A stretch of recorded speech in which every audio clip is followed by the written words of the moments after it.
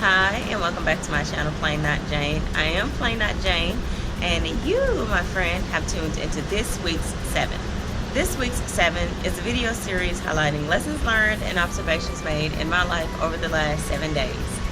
And this week's 7 starts now.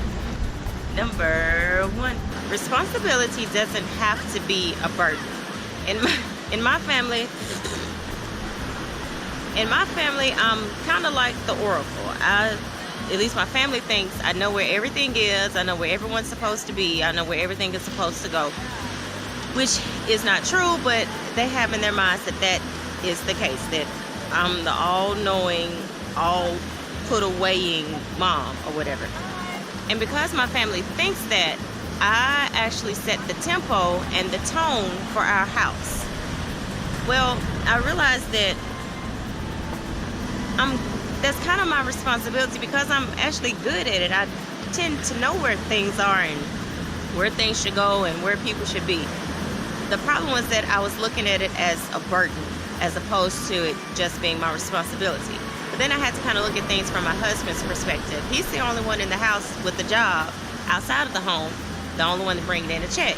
He could easily look at, going to work and earning income as a burden, but he doesn't. He views it as his responsibility. That's his way of contributing to our family functioning. So I had to take that same view or perspective on my part. Yeah, my family could do a better job of keeping up with where they're supposed to be and where their things are, but I am pretty good at it. I am something like a superhero, so that's my responsibility, but it doesn't have to be a burden. Number 2. I cannot remember the last time I wore a pair of jeans and they were not cuffed. Let's just say I hope that this cuffed jean trend lasts for quite a while. Number 3. Change starts at home. A lot of times when we want to be agents of change, we feel overwhelmed because we feel like we have to have this huge impact right out the gate.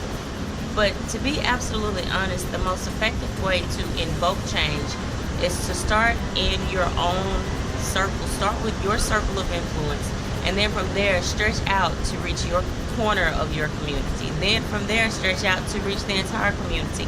And to be honest, I really do believe that if we all took responsibility for our own communities and invoked change in our own communities, we actually could have a national impact. And what prompted that thought, obviously I'm a black woman and obviously I live in America,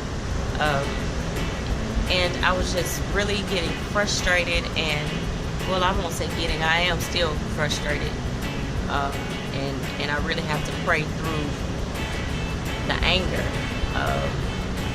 that often rears its head.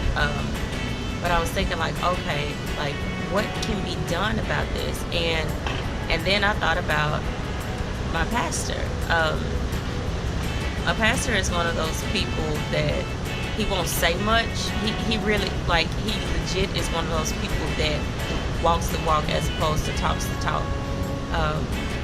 And one of the many hats that he wears, he's on I think it's called the Civil Service Commission. Basically, he's on the board within our city that hires and fires city employees.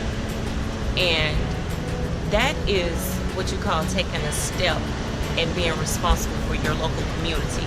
He's positioned himself so that if something sour does happen in our community, he actually can do something about it. Fortunately, we haven't had any foolery take place, back home, which is definitely a blessing. And it may be because you have men and women of God like my pastor that are, not just staying in their church offices, but actually coming outside of those four walls and doing stuff and being active participants in the community. And maybe that's why we haven't had any foolery take place. But, just seeing his example has really shown me, and it has really shown me what you do when you do want to be that agent of change. And so, yeah, that really drove home the idea that you have to start in your own community. Change starts at home. Number 4. We are responsible for protecting our own peace.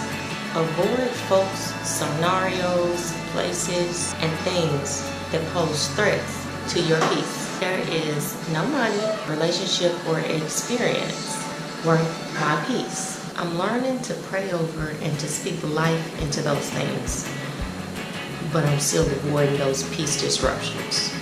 Number 5. And did Clark have to sing? A personality flaw doesn't make you a bad person. It makes you human. And even if you have a personality flaw, that doesn't negate your value. I've had to learn that lesson because I was judging some people pretty harshly. I was being judgmental, and I had to remember that, this person is a human, just like I'm a human. Everybody has their strengths and weaknesses. Some of us have just fundamental personality flaws, and that's just who we are. It's part of our charm, so to speak. But just because you have that personality flaw, that doesn't make you a bad person, and that doesn't negate that person's value. So I just have to remind myself of that. Number 6. If a mother breastfeeding her child makes you uncomfortable, then you just need to move. A couple weeks ago, I was sitting in the lobby while YM was in speech therapy, and I was talking with the mom, and we were talking about mom stuff, kids, and she was telling me how she homeschools her kids and telling me about a lot of different homeschool and pre-K resources in my own community that I had no idea existed. And her baby was hungry. Her baby started tugging at her shirt, and the mom kind of looked at me. I could tell her facial expression changed. It was almost a look of panic. It was almost like she wasn't sure if talking to me if I was a safe person that she could breastfeed with. And so I just told her, I was like, hey, that baby's hungry. She said it's time for the good stuff. To let her know, hey, it's cool. And it really bothered me because that poor mom is accustomed to not being sure she can feed her baby. She's been almost trained to be hesitant to feed her baby in public. So to all the breastfeeding moms, if you see me somewhere and you need to feed your baby and you are afraid that someone may say something to you, just come sit right next to me. I guarantee they'll say something to you one time, and we gonna go viral. We gonna go viral. If you see a mom breastfeeding in public, if it makes you uncomfortable for some reason, one, you need to pray about why you uncomfortable with a mother feeding her child. Secondly, just go somewhere else. Leave these folks alone. These kids gotta eat too. And finally, number 7. So this week we are on vacation in Ormond, Florida, which is right outside of Daytona. And I figured I'd do a little shoot. I like to shoot when I'm not at the house, anytime I can get a change of scenery. But yeah, this is what I've been waking up to every morning for the past couple of days. Like, yeah, this is like the best alarm clock ever. Alright, and that's been this week 7. I hope you enjoyed it. If you did, give this video a good old thumbs up. And if you didn't, keep on going and don't come back. Also, make sure you click below to subscribe to my channel for more videos like this week's 7 DIY projects, cooking videos, and good old family foolery. Also, make sure you support me on patreon.com/plainnotjane. By supporting me on patreon.com, you not only help ensure that this channel continues, but you'll also get access to patron-only content. So until next time, go where you celebrate it and not just tolerate it. Be safe. Bye-bye.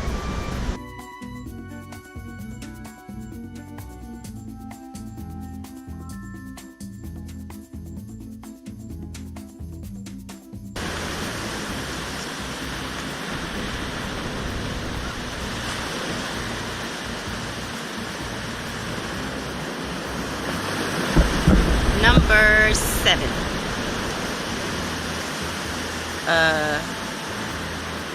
I don't know what I want number 7 to be.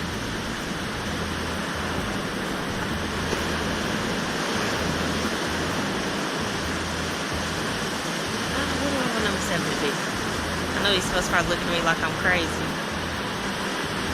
Yeah, this is number 7.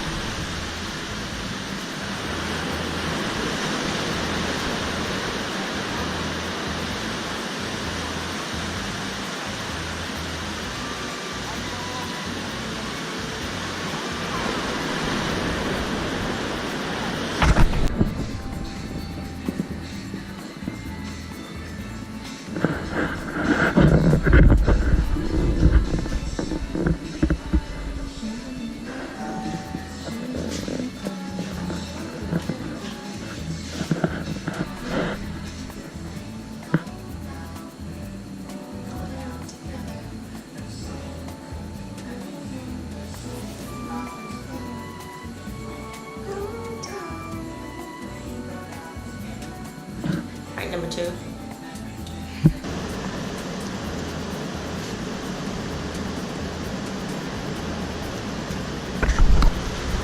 How am I gonna do number 6? I'm holding a selfie stick. I don't know how I'm gonna do number 6.